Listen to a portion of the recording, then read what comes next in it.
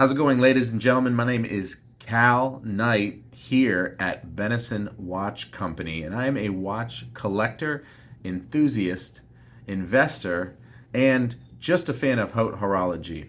Today I'm going to show you how to properly set, maintain, and wind your luxury timepiece in a manner that will protect it and also ensure that you realize that the watch that you're receiving or that you are letting go of is keeping proper time and it is not broken.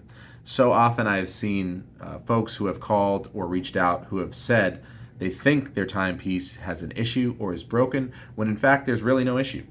It's just the way that the mechanism is being engaged, whether it's being wound improperly and or not being set correctly, that can get confusing.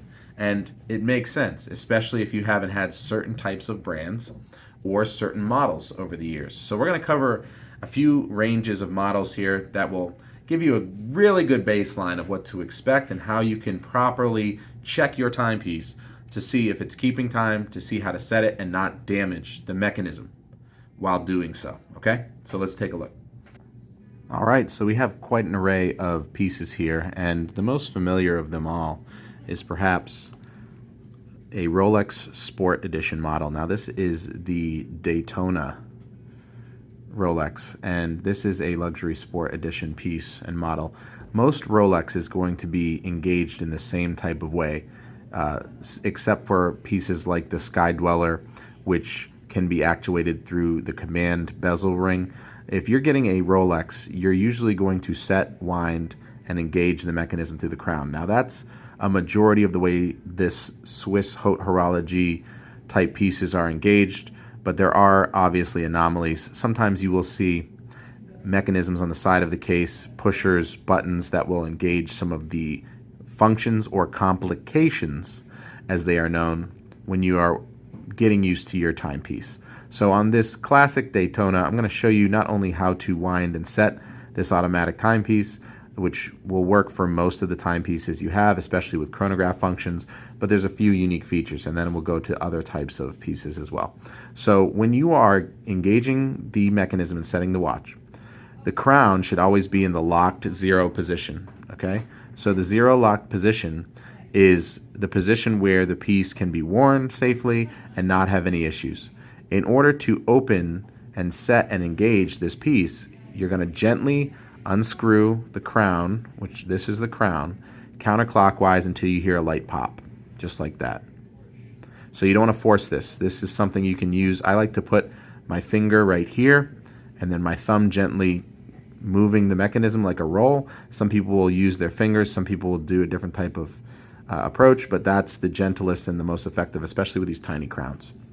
Once you're in position one, and this is position one, you can turn the crown a majority of the time clockwise. So you see how I'm turning the crown clockwise.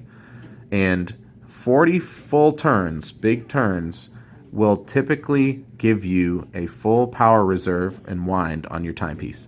Now there will be timepieces where you have a longer reserve, which we'll see here with the Panerai, but for the most part you're going to wind 40 full turns and you will be able to have that watch fully wound. Okay? So once you wind the watch 40 turns, if you haven't been wearing it on your wrist, you'll be able to get the piece engaged and you'll be able to use the chronograph. You don't want to start using the chronograph if you don't have the watch fully wound.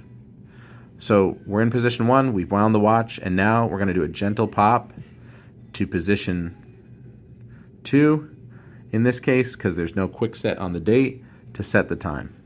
And if I turn it clockwise, the hour and the minute hand move where I can get the correct time. If I turn it counterclockwise, it goes the opposite direction, right? So I can set the time that way. Now, when I want to engage the chronograph or I want to make sure it's working, I can get the crown back to position one, push in gently, and do a gentle turn with some pressure to get this crown back to position zero, flush against the case, which will make this piece waterproof if it's a sport model that can go in water, or at least seal the movement from getting that moisture if it's properly passing water resistance. If I want to engage the chronograph, there will be pieces where you can press the chronograph pushers like a stopwatch to engage this mechanism. But the difference is most people don't realize that the second sweep is actually on the subdial counter. So they might look at their piece, you might look at your piece and say, I think it's broken, if you've never seen this watch.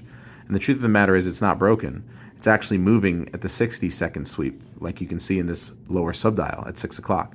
What's happening is the chronograph hand, which is this indicator, which can sometimes be the second sweep on certain watches, is not going to start until the chronograph is actualized. And with most chronographs, you can just press the start-stop button, which is the top chronograph pusher. But in certain cases, with these Daytonas and other Breitling chronomats that are more race protective models, you have to unscrew the chronograph pushers counterclockwise to unlock the chronograph. Now that it is unlocked, we can press the top, and that's how you start the chronograph, right? Now, in order to test the chronograph, you're usually going to want to let that run at least 15 seconds. And the reason is sometimes a chronograph can look like it's functioning, but it'll stop before 15 seconds if it's having issues. If it's sweeping after 15 seconds, you're usually in a good spot. The subdial counters are going to track longer periods of time, so if you want to let the chronograph hand run to test it, make sure the subdials are actually tracking that timekeeping. And then once you're done testing it, or you're just doing your actual functioning of it, you can press stop at the top chronograph pusher. You're usually not going to want to press the bottom chronograph pusher, which is the reset pusher, until you stop the chronograph. There are certain models, like the flybacks and the Rattrapant pieces, where you can press the reset on the chronograph while it's still moving as part of the measurement mechanism. But with this piece and most pieces that are simple chronograph complications or cosmograph, you're going to stop it, and then once it's stopped, you can safely press that button in on the reset on the lower chronograph pusher and reset to that 12 o'clock. If it doesn't reset to 12 o'clock, there's usually an issue, and folks like Benison can take a look and fix that for you. Now I'm locking the chronograph pushers back. You see that the crown is back flush against the case, and this piece is now ready to wear if it's set correctly on your wrist. You'll also notice the subdial counters went back to 12 or 0 once I reset the chronograph. So that's how you engage a basic Rolex. There are quick set date feature functions that I'm going to show you on other crowns here. I have a few more pieces to give you a sense of how to work this that can also apply to Rolex, Audemars Piguet, Patek Philippe, and so on and so forth. So we're going to cover Hublot Big Bang Aero Bang next, which is the skeleton movement. And the reason that I want to make sure we're covering these different models and the variants is there's a lot of similarities, but there's also things that are different. So for this Hublot, we're going to have a quick set on the date function, which I'm going to show you how to engage. And we got to be careful with these complications, because if we don't set these properly, we could damage the movement. And this is the biggest error I see with people sending in watches for returns or repairs, meaning they don't know how to set or wind the watch properly. They break the movement themselves, and then they think that something came wrong with the watch when really it wasn't. It was user error. So you see we're almost at 3 o'clock, and in this piece I can actually wind the movement from position 0, not position 1. So you see I'm turning the crown against the case flush. So you don't even need to do anything to wind the piece. A lot of these pieces will have rotors in the back as an automatic movement, so if you wear them reasonably on your wrist, you don't even have to wind the watch. But there are manual watches where you do still have to only wind the watch. And if you haven't worn this for a while, you'll probably have to put it on your wrist to wind it, or wind it before you put it on your wrist. So I'm giving it a few turns to start, not 40, but maybe 20. And now, what you'll notice is as I guide you through the crown engagement system, I'm not going to go to the quick set date first. I'm actually going to go a different direction. And instead of being an unscrew crown like the Rolex, even though I can screw this clockwise to wind the mechanism, it's actually a pop-out mechanism. So if I go gently pop the crown out here, let's see, that's position 1. So I just used my 2 fingers to gently pop this crown out. It wasn't an unscrew crown. And now I'm in position what we call 1. Now I'm not going to do anything in this position because that should be the quick set on the date. What I'm going to do is pop it out to position 2, the furthest out from the case, and make sure that I can set the hour and the minute hand. Now, why I'm doing this, and why most people should do this for any timepiece, including Patek, including AP, including any watch you have, especially if it's automatic, with a quick set date or another function that keeps calendar time, is Many people don't hear this from their authorized dealers or other dealers. You don't want to change the date mechanism in between the 9 o'clock and the 3 o'clock when the mechanism is trying to change the long way.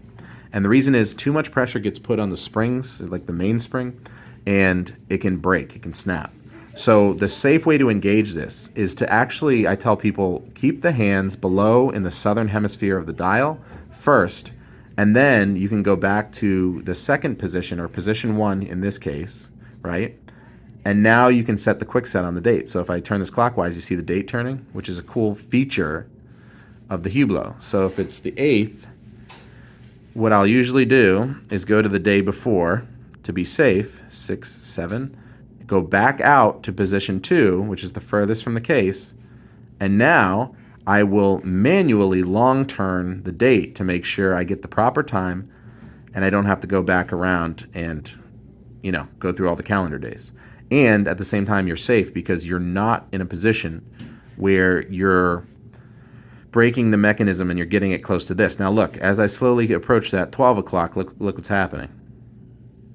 The date turned the long way. So you want to make sure you're doing this exactly like this and not doing the quick set as you approach that 12, because you could damage the mechanism. Now when I'm ready to start and engage the watch, I push it back into position 0, flush against the case, and now I can actuate my chronograph as I showed you before. If you don't have a chronograph, you don't have to worry about this, right? But if you do, you at least know how to work it. So that's the Hublot. And now we're going to go to a favorite, which is Panerai, because there's different watches with these different movements and different cases. So if you're used to one way of engaging a crown, you may only go to that first, but it's worth exploring different options. And we could go on and on with all these variants, but we're doing popular ones with issues. The Panerai has this very signature half moon crown on the Luminor piece. And this is a crown guard, this piece right here. So this protects the crown and also protects the watch from damage or water getting into the mechanism. So in order to engage that crown, we first want to flip lock the crown guard like this. And then from position 0, we will wind the watch clockwise just like we did with everything else. But as you can see on this GMT 10-day, it has a 10-day power reserve and it has AM PM indicators with a quick set date. So we have multiple complications on this piece. We have a quick set date, we have an AM PM indicator, and we have a 10-day power reserve, which is really cool. So instead of 40 turns, on a piece like this, you can wind and wind and wind this until you get 10 days of full power reserve on this watch. So I'm only going to wind it a bit to show you the function here. You see the AM PM shifting on the indicator. And then you can pop this out gently with 2 fingers. You see how I do this? To position 2 to set the time. There's the GMT hand tracking with it, right? You can go backwards and you can kind of set the time accordingly, right? Which is really interesting. So make sure you're setting your GMT hand accordingly. You can kind of pop this back into position 0. And then you can also do the hour jump in position 1, which is the in-between, to change the date. See, the date jumps. So with some of these, you're not doing a quick set, you're doing a date jump. So once you get that all set with the GMT and the date, you can push this back into position 0, and then you flip lock the crown down to fully engage and protect the mechanism. See what I'm saying? So it's really interesting. As you engage more of these timepieces, make sure you're paying attention and make sure you're being careful with how you set the watch. Make sure you're not jumping to conclusions to think that the watch is not working when it is. You just need to make sure you're winding and setting it properly. There are variations of this where you'll have pushers or different types of crowns, like a release valve for divers that you can play with, but they don't necessarily set the watch. They're functions for the watch based on what the watch is trying to help you accomplish. And the number one thing I can tell you whenever you get a timepiece in is to be gentle and try moving things after you get the hands in the southern hemisphere. Because if you don't, a lot of times what we see happen, whether it's a new model for you or a different brand, is there's real rough, engagement with this. People will shake this to the point where it's astonishing. It makes it look like they're trying to break a toy, or they're hitting the crown and they're manipulating the crown in an aggressive manner that doesn't work. And you really need to be cautious and gentle when you're engaging this.